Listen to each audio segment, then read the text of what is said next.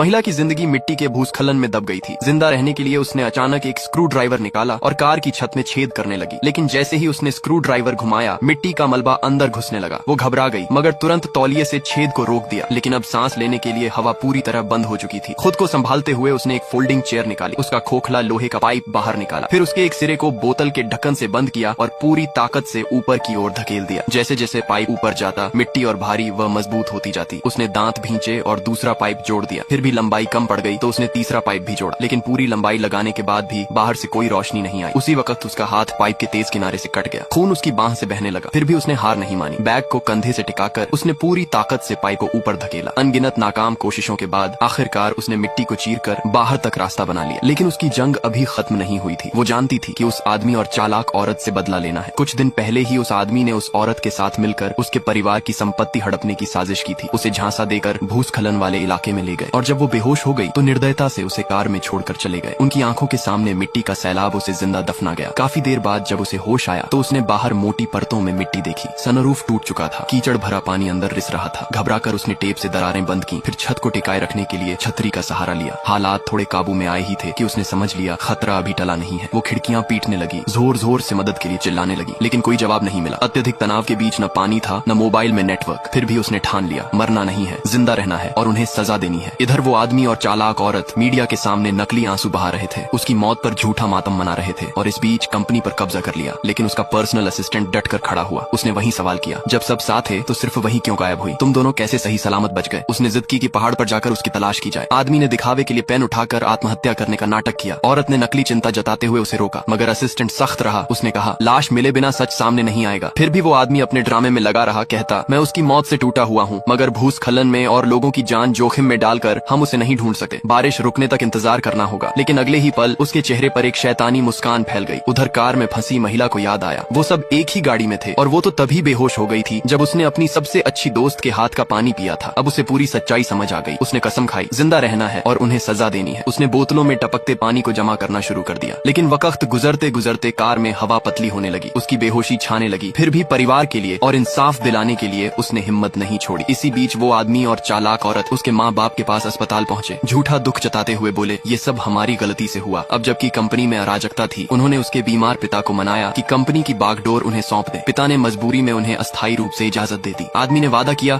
मैं आपके लिए दुनिया के सबसे अच्छे डॉक्टर ढूंढ लाऊंगा। लेकिन जैसे ही दोनों कंपनी लौटे चालाक औरत मालिक की कुर्सी पर बैठ गई, शानदार जिंदगी के ख्वाब देखने लगी। तभी असिस्टेंट शेयर होल्डर्स के साथ अंदर आया और उन्हें बाहर निकाल दिया। जब तक उसकी मौत की आधिकारिक पुष्टि नहीं होती तुम दोनों कभी उसकी जगह नहीं ले सकते। इसके बाद असिस्टेंट ने टीम लेकर उसकी तलाश शुरू कर दी।